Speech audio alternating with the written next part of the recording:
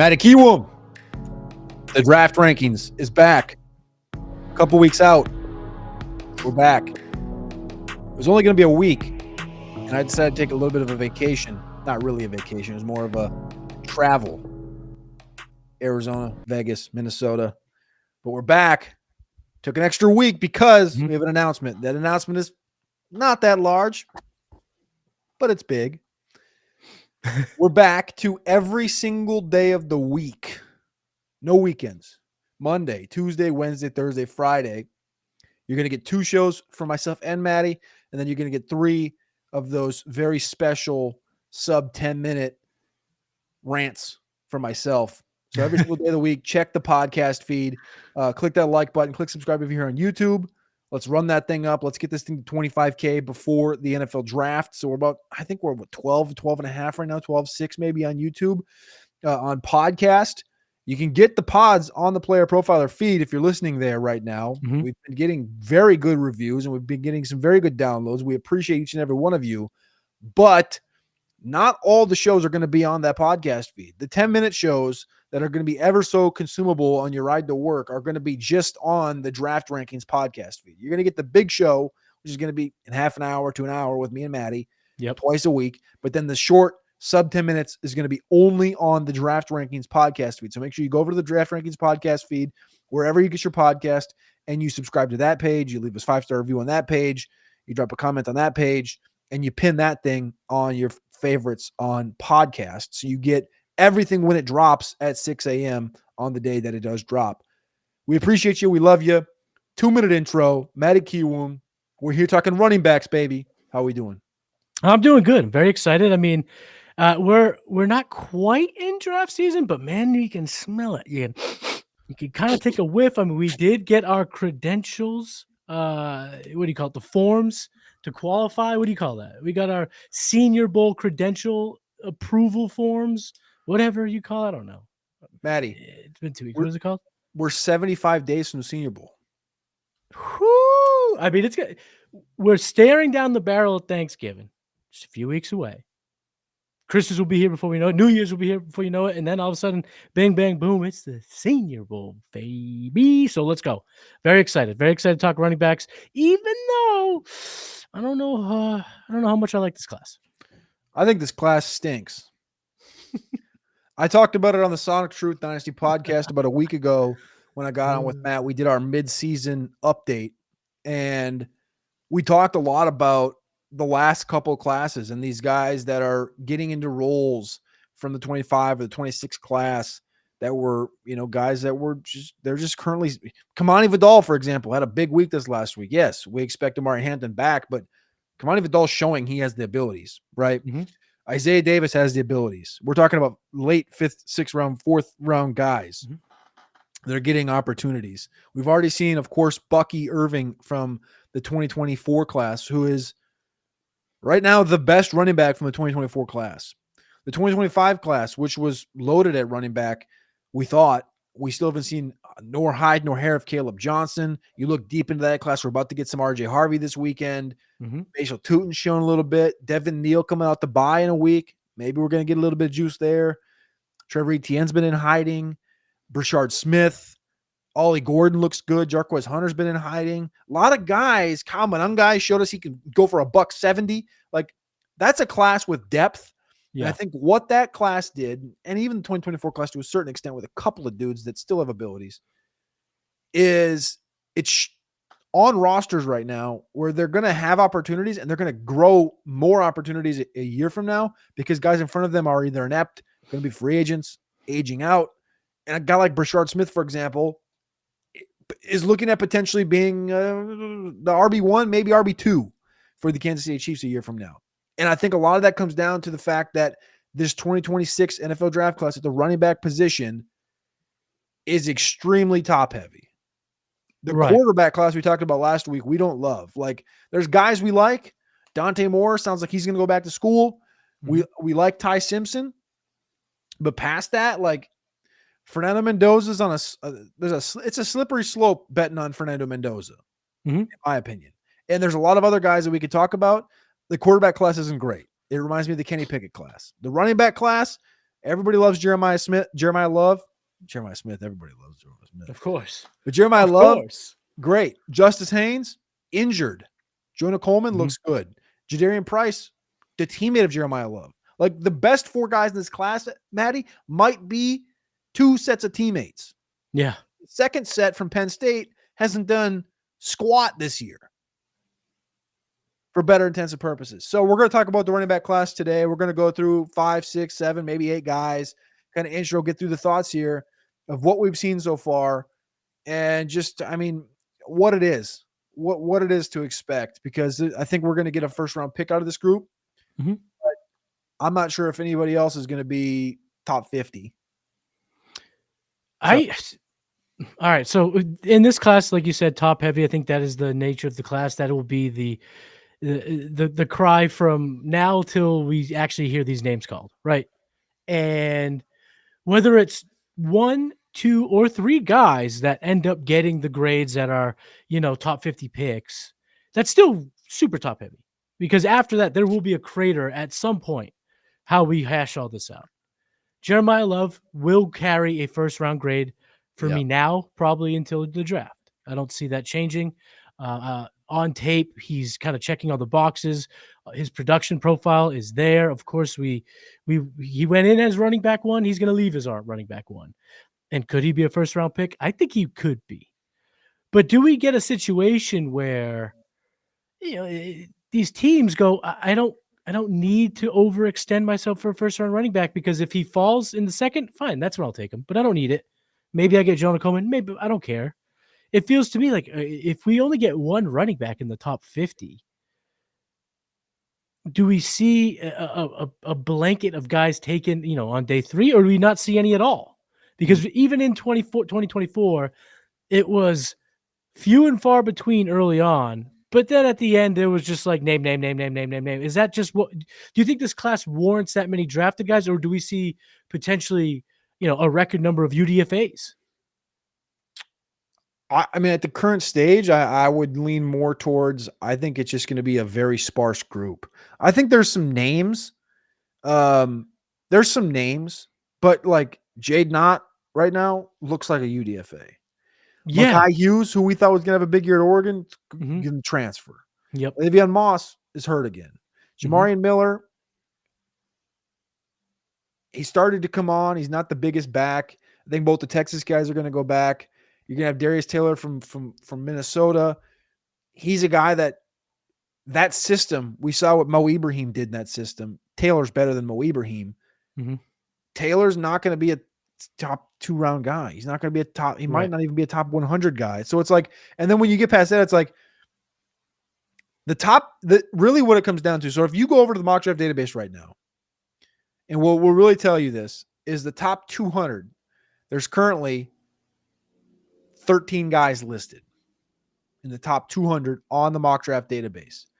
I can look at this list right now and I can tell you that 3 of them are probably going to go back to school.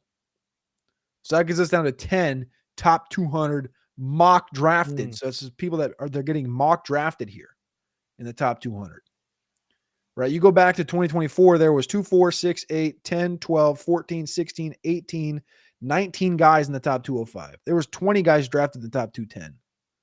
Last year, 2, 4, 6, 8, 10, 12, 14, 16, 18, 20, 22, 20, 19, 20 guys drafted in the top 200. There's legitimately, I think, 10 guys that I trust are going to be top 200 picks. And it's not good. Some of these other guys, I just don't even know if they're going to come out. Like, they just feel like they're guys that are just like, they've had Jay Knott's the best example of this. He has to come out, obviously, but like, this class it lacks depth. It has talent at the top. Jeremiah Love's not a generational player. He's a really good running back. Good running back. I don't think he's better than Amari and Hampton. I think I have him graded pretty closely. I think if Jeremiah Love was in last year's draft class, I do think there's a chance we see 3 running backs go in round 1, or he pushes Amari and Hampton out. I do think he's up there. But if you, the point is, it's not clear. It's close. So And you want to put it in Afterlove, a range? Afterlove is the biggest problem. That's correct. That's ding ding ding. You are correct, sir. So I don't know. I brought up the 2024 class and being like, well, it's not really comparable to 2024 class because it was just like a lot of good dudes, a lot of good collegiate running backs: Brooks, Benson, Corum, Lloyd, Jalen Wright had a good couple years, Will Shipley, like good dudes. But as far as like the drastic drop off from running back one, some people are talking about Jadarian Price in that running back two conversation, and like he should be a first round pick as well. We honestly we haven't got a lot of just overall utilization. I wish we just got more utilization to see what a workload would look like on him. But go back to the 2019 class. It was Jacobs at 24th overall, Miles Sanders 53rd, and then it was 70, 73, 74, 87. And could we see a class like that where Love is a first round pick? We do see Price go in the early second, and then all of a sudden it's Coleman, it's Haynes, Singleton, and Allen as your four guys that go off between 70 and 100. Yeah, that's it. That on the surface it feels right. And here's the thing too: when you watch these guys, now surprises happen, right? We are routinely surprised. We'll be sitting together at Lucas Oil. We'll be sitting together, sitting there, me, you, and Alex, just watching the the running, the workouts, all that stuff. And there will be some of these guys that go, oh, remember Tyron Chase? See what he did there. Even Blake Corum was a little bit faster than expected.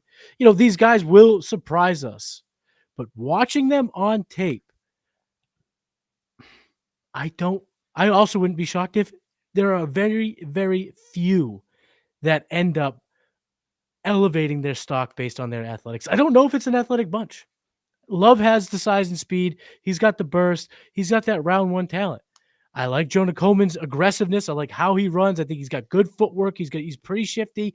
Right now I have him graded as like a top 45 pick. So I do like Jonah Coleman. But is he a 4.59 guy? Is he 4.58? Is he 4.60? Is he Tyler Algier? That's not going to wow us there. It's not going to wow. And then after that, Singleton's best attribute was his versatility in that offense last year, because we don't expect him to be super explosive. We think he has explosiveness in his game, but he's not like Travion Henderson, right? And then after that, you do just immediately jump into the bruiser category. I mean, maybe Price can be that guy that goes, all right, clap, round of applause. He is the athlete we hope, but Justice Haynes I like, but he could easily be a first, second, third down back in a power I formation. And those don't come with a ton of value. Same thing with Allen. Same thing with Taylor. And then you got Claiborne from Wake Forest, who I think is really fast, small, fumble concerns, 3 fumbles this year. There's so many holes starting so early in my ranks, early in the process at running back that, yeah, I think this is what we need to prepare ourselves in terms of what we see. And as hype starts to take away, because you know how this mechanism works, brother. Every guy that you listen to, and I'm talking to you guys who are checking us out. First of all, thank you. But the other people that you watch and listen to, everyone's going to they're all going to grab somebody, and it's just going to put them on the top. And I think at this point, you should take a snapshot what you see now, because, yeah, it'll fluctuate. Yeah, it'll change a little bit. But I think the big picture is Jeremiah Love, maybe a couple others. After that, we're talking sub 100 picks. We're talking about guys that we don't see till the nap time version of day 3. Yeah.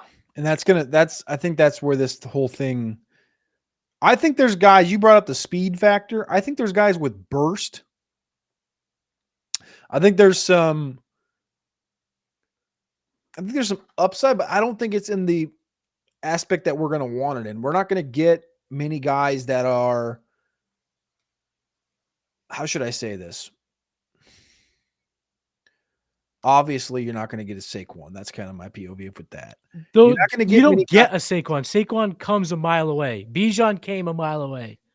think about. I'm trying to think of like the guy that.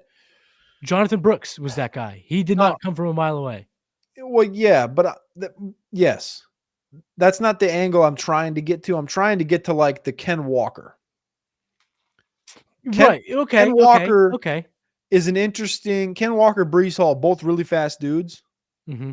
Both 4.39, 4.38, 4 whatever they 4.40. I think Ken Walker was 4.39. I don't think there's a lot of guys that are that, but I think Right. there's a lot of guys that are like Algier. Mm-hmm.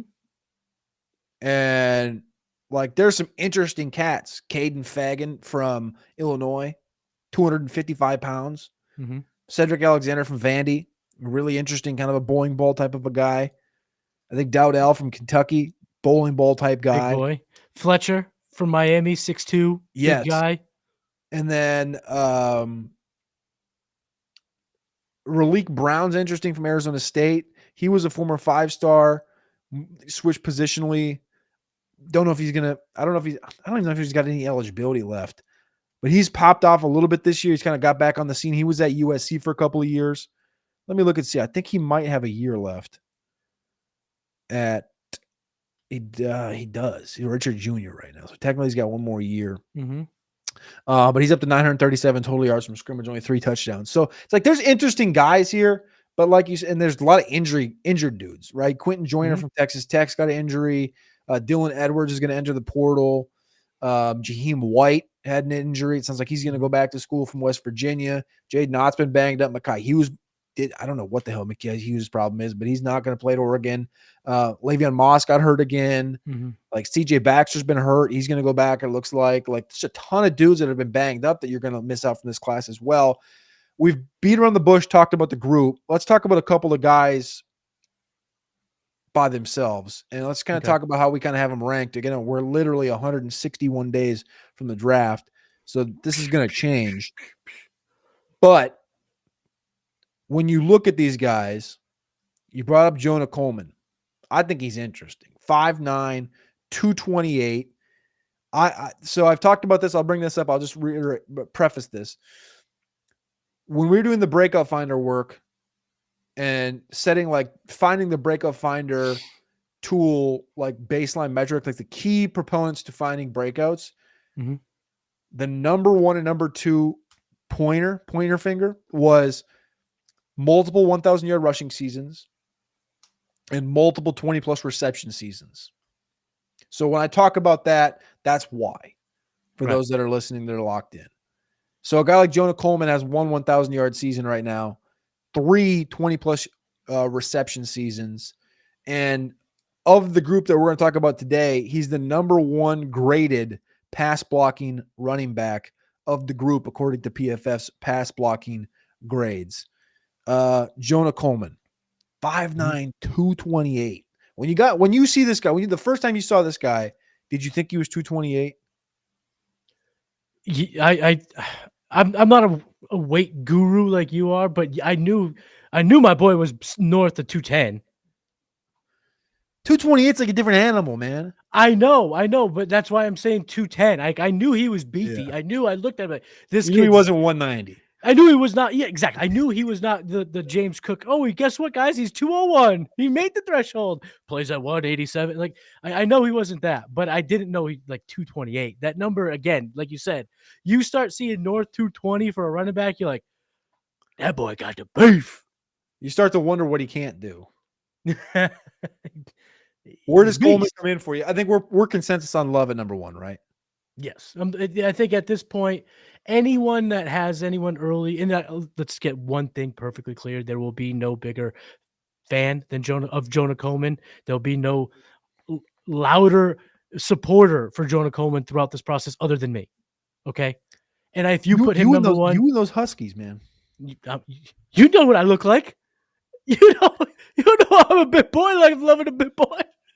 That was a Roma Dunze joke for those that locked in a couple of years ago. That's right. And I do like that, you do. Okay.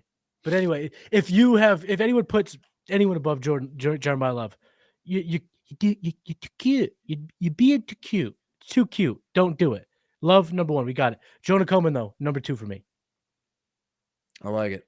I like Jonah. I mean, I think Coleman's right there. I think Coleman's going to be right there with Jadarian Price. Yeah, I think he could be there with Price. The difference for me when watching the two is I think Jonah Coleman is a little bit more bulletproof at the next level in terms of his translatable skills. Also, his ability to be productive if he goes to a shit offensive line situation. Where when I see Jadarian Price, I do wonder, can this guy create if he does not have an elite offensive line? Now, that doesn't sink his stock for me. Still have Price inside my top 7 of running backs. But that is something that I'm going to want to see throughout the process. See when they get back to the playoff caliber teams. See how they do against these D1 NFL ready type defenses, and get a little bit more under the looking glass. Get a little bit more, and see that's where he could take some strides for me. Whereas Jonah Coleman, for me, of all the other running backs other than Love that I could see being like this offense loves this guy, it's Jonah Coleman because he's a tough runner. He runs with such violence, and he's shown a good enough ability to catch out of the backfield and pass block, like you mentioned, Yeah. that a team could easily fall in love with this guy, fall in love with what he brings to the field, make him a top 40 pick, and never quite get to that hype level as a Jeremiah Love who could go in the top 32, first rounder, but be right there in terms of kind of like how different scenario, but similar trajectory of Ashton Ginty and Omarion Hampton, right? Coming off the Heisman finalist season, he just kind of really took off as the number one clear cut number one. And then Hampton caught up, and then we saw the difference in top 6 pick, 20, pick in the 20s. Again, created that gap. Then we saw the production on field. Hampton kind of started catching up before the injury. I think you could see that happen with Jonah Coleman, and of the other players of this position in this class, he's the only one that I could see, us talking a calendar year from now being like, yeah, this class did have two guys, two really good players. It was Love, it was Coleman. All right. I think that's fair. Coleman did spend a year at Arizona. For those wondering, that's where he came from, not just at Washington. He had 2 seasons in Arizona, I believe. 22 and 23. Yeah. Yeah. So the one guy I'll bring up, so just to preface as we walk through this, with Jadarian Price, 5'11", 210, 0 1,000-yard seasons, 0 20 reception seasons, because he's obviously playing with Jeremiah Love. From a yards after contact per attempt perspective, though, he's averaging 4.5 yards after contact per attempt, which is 0.1 more than Jeremiah Love. That currently leads this group of running backs we're going to talk about. It's ahead of Cam Scadaboo, who was at 4.10 last year, Travion Henderson, who's at 4.43, and it trails Ashton Ginty, who was 5.25 yards after contact per attempt in 2024. As far as missed tackles go, he's forced 27 missed tackles this year. He's got 28 first downs. He's averaging a missed tackle forced once per. How do I phrase this? He's averaging 0.3 missed tackles forced per attempt. 0.3 missed tackles forced per attempt. He breaks a tackle on 30% of his touches. Is that another way to say it? Yes. Is it? I don't know. I might have screwed that up big time. I am not smart. So he's got my brain's broken reading how I wrote this out. That's a personal problem. And again, I definitely just put the last nail in the coffin with my potentially idiotic remarks. So we got 27 missed tackles forced. Am I an idiot? 27 missed tackles forced on 95 attempts. Mm-hmm. So the math would be 30% of the time would be 40. It'd be 54. It'd be 7. It'd be 81. So it's around 30. It's a little less than 30. It's maybe 28%, 27%. But you get the point. Which 28%? That's literally what I said. So yes, 28% of the time. 20% of the time. Yeah. Whatever. Anyways, past this, that's mid as far as the rest of this group goes. Jonah Coleman's at 51%, which is 10% better than Ashton Ginty. Bingo. Number one in this group. The player I want to bring up that I think when you brought that thought forward, which was if we look back and there's another guy, there's a second guy in this group, there's one other name that I think could, but I feel like his career so far has been could, and that is Justice Haynes. Alabama, Michigan by way of Alabama. He has 225 career carries, 19 rushing touchdowns, 1,473 total yards. He's played 7 games this year, and his 7 games this year, he's on a little bit of a tear. Maddie. Yeah, oh yeah. Yeah, he was. He looks like to me J.K. Dobbins. Like that was so this is his stat line game by game this year. Got hurt. 159, 125, 104, 149, 117, 51 against USC, 152 against Michigan State. He's been on a tear. If he would have finished the season out, this guy's going to have 1,200 yards for Michigan. Michigan's on their way to potentially knocking on the door. They'll be in the playoff if they beat Ohio State. And Justice Haynes is injured. He's getting surgery. I think it's ankle. There's murmurs that he could be back this year. We'll see. I think if they make the playoffs, he'll probably come back. But Justice Haynes is 210 pounds, 5'11", 210. He'll be 21 years old when next season starts. He can come back to school. Problem is there's a little bit of a baller next to him, Jordan Marshall at Michigan. And I like Justice Haynes as that number 2 guy as a projection. He's number 1 in touchdowns per attempt. Every 11 attempts, he scores a touchdown, which is number 1 ahead of Jeremiah Love once every 12.5, Darian Price once every 13.7, Nick Singleton every 14.4, yada, yada, yada, down and so on and so forth. I think this guy's got the potential to have, I don't know, obviously we're going to see. He's hurt right now. Hopefully at the combine we'll get to see. I think he might have a 4.4 in his bag. Which to me is one of those things you talk about. It's a game changer when we're sitting there in Indianapolis and he goes 4.40. You go, okay, well, I mean, is he going to be healthy? And you go, well, I think so. You go, well, he looks like J.K. Dobbins. And if he's not healthy, and he hadn't got a lot of college touches. That's the thing. He's like got the low, even behind Darian Price, who's behind the best back in the class. Darian Price has 262 career carries, I should say. Justice Haynes has 225 career carries. And that worries me. The health worries me. Can he take on 200 touches in the NFL, let alone 250 or 275? I don't know at the current stage. But I know what I see on tape, and what I see on tape is a dynamo out of the backfield with burst and explosion, a little bit of wiggle, but he can win with long speed. So he's a guy that's in that top 4 for me right now. It's those 4 guys for me. I would go Love. I would go Coleman. I would go Haynes. I would go Price. Okay, so I have pretty close to that. So Love, Coleman. I'm not giving up on Singleton. So I have Singleton at 3, and then I have Haynes at 4. Interesting. So on the point of Justice Haynes, you tell me Justice Haynes flashes a 4.41, 4.42 at the combine. I think we all go, okay. I think an NFL team is going to be willing to push him up the rankings, push him up the board, take a little bit more of a risk on him. He comes in at 4.49, 4.52 in that range. Yeah.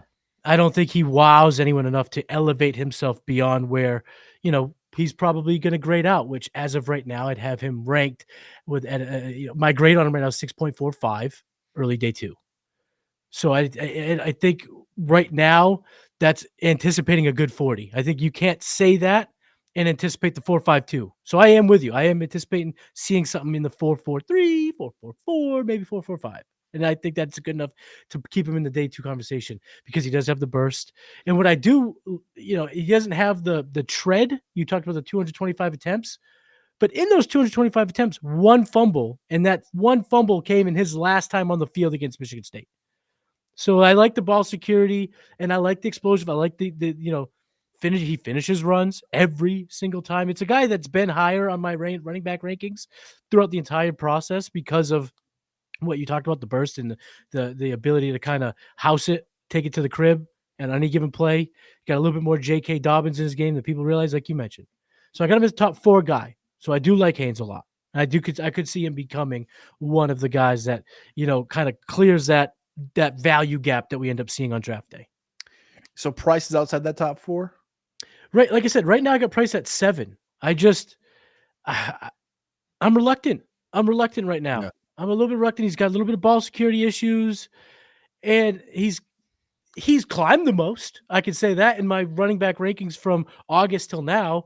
He's my single most, most astronomical climber up my rankings at running back. So I see the helium. I respect the game. But as of right now, I'm just not quite there yet. But he could get me there. But I think also, too, when it comes to Price, Jadarian is a product of the weakness of the class. If this was a class like anything like 2025, I don't know if he'd have the helium. I think the expectation would be that he goes back to school. Mm-hmm. He tries to, stick around. What's his eligibility looking like this year? I actually didn't check He's a that. I thought senior. he's a full season. So he has come out, but I don't think we'd be all hype. I don't know if he'd be the riser if he wasn't part of a weak class. But again, he's inside my top 7. I could see him getting inside my top 5, passing other players. Redshirt junior. Yeah. So he could go back. He could go back to college. So I have him at 7. I'm not out on him.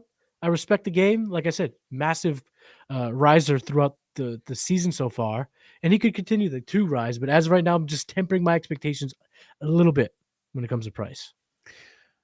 So the stiffest shoulders in the draft at the running back position, Mr. Nick Singleton. I think there's a lot there. I think there's a lot to unpack with Nick Singleton from Penn State, who plays with Katron Allen, both really good running backs. Nick Singleton, 6 foot, 224. Katron Allen, 5'11", 219. The best duo next to Jadarian Price and Jeremiah Love. The earliest duo. We knew these guys first. Nick Singleton, 2 1,000-yard rushing seasons, 3 20-plus reception seasons. So he's going to mark out good with the metrics. Katron Allen, 1 1,000-yard rushing season, 2 20-plus reception seasons. The missed tackles force machines, both of them, around 33 to 36% of the time. Nick Singleton is the one that creates the first downs. And like we talked about before in the touchdowns, they're both kind of getting the work in there. Both mediocre pass blockers. I've liked Singleton since day one, but I prefer Katron Allen. And I don't know why. I think it's a body type thing, but there's this problem with when I look at Nick Singleton and I just I know he's going to be good. You can sometimes it's unexplainable and sometimes you don't really have a rationale behind it. And you got to you got to keep watching and keep you go back and you're like, why, what's the deal here? Sometimes it's one of those things that you just see it, but you don't know why you see it. You got to find why. And that's, for me, that's Nick Singleton. I want to know why. Maybe you have the why. Maybe you know the why. He just looks like a professional running back to me. He gives a little bit of Judkins. He gives a little bit of this a little bit of this menace of a running back attitude. But then at times I'm like, I don't like it. I don't like it. I think he's going to run okay. I don't think he's going to break 4.5. Yeah, I think you're probably right there. And here's the thing, though. How early of a head start does he get on preparing for the draft, considering, the season is donezo for the Penn State Lions? How early does he decide to go, I think I'm going to start slimming down a little bit, start looking on running a little faster. Some places have noted they could see him running in the low 4.4s. So you're talking about doing a little Braylon Allen. Doing a little Braylon Allen. Slimming down a little bit. But I know why. I know the why you say that. You talk about the gut feeling of him being a good quarterback and the running back in the NFL. I know the why. 594 attempts on the ground. 122 targets in the air. We've seen this guy touch the football or have been the focus of a play in NCAA over 700 times. We've seen him do everything that you could do on a college football field. He's run real wheel routes. He's broken off big, long runs. He's been productive since the minute he stepped on a college campus. 1,000 yards rusher from jump. We've seen him do it all. So we can see him doing something at a productive level in the NFL. And that is why I'm just going to continuously push him up my ranks, because this guy has been on the professional radar for 4 years. Yeah. NFL scouts have had Nicholas Singleton on their 2026 big board for 4 years. And they've seen it all as well. And I've seen enough versatility out of the backfield, not just catching screens, not just catching dump offs. I'm talking about, design plays, wheel routes, go routes, deep targets out of the backfield. We've seen him be pretty nifty in the passing game. So I'm just going to bank on that potentially translating. I mean, you mentioned the 3 seasons over the 20 reception threshold, but one of those seasons last year came with 41 receptions, 52 targets.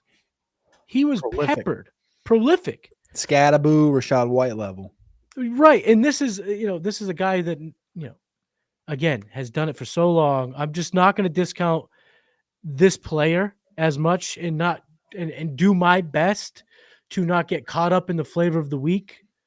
No disrespect to, Jadarian Price, but I haven't seen him touch the ball 700 times.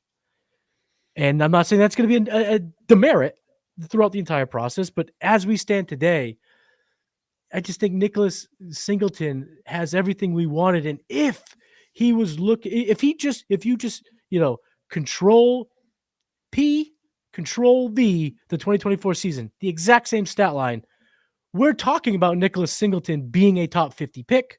We're talking about Nicholas Singleton being the running back 2 with a bullet in this class. We're talking about Nicholas Singleton maybe sneaking into round 1.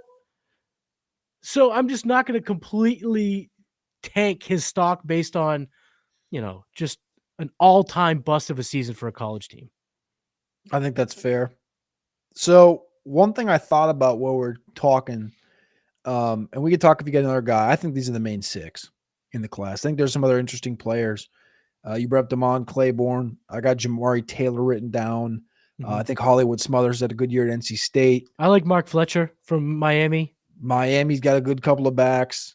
There's other guys, and we'll talk about them over the course of the next 75 to 160 days on the channel every single day of the week. Let us know what type of shows, if you want to hear a certain thing, I want to hear a mock draft about my Miami Dolphins. Let us know. We'll do it, I guess. Put in the comments. Yeah, we're here for you, the people. Drop it in the comments. We're going to keep on building. Maddie's got big things going in his life. I've got roster watch, Orange Bloods, big things going in mine.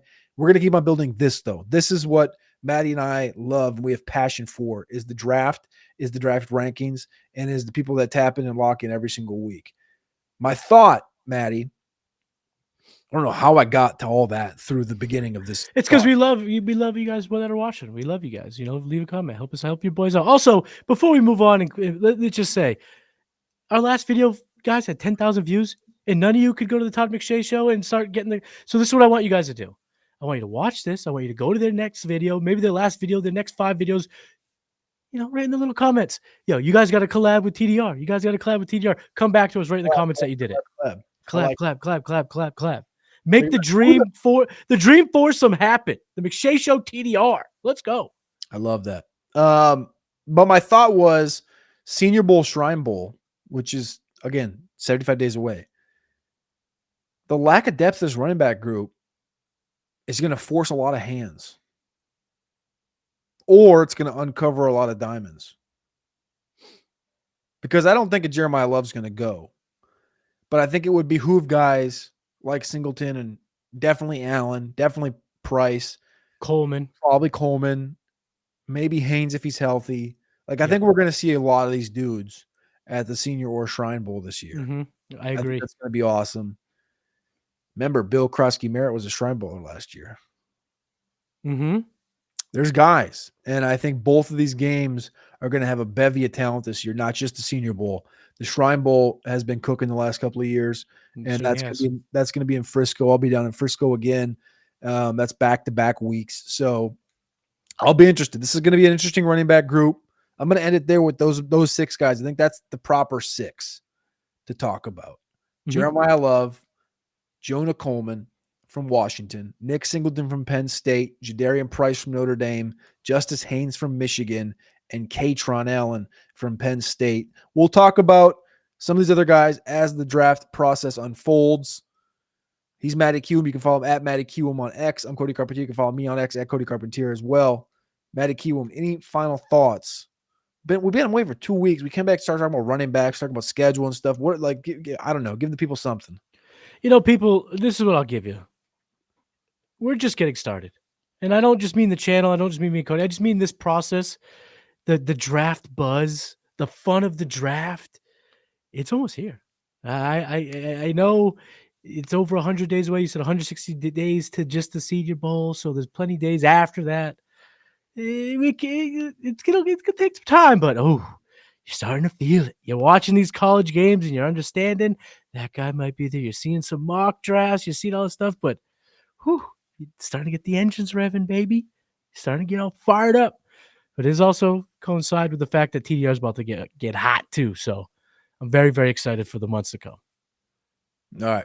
We love you.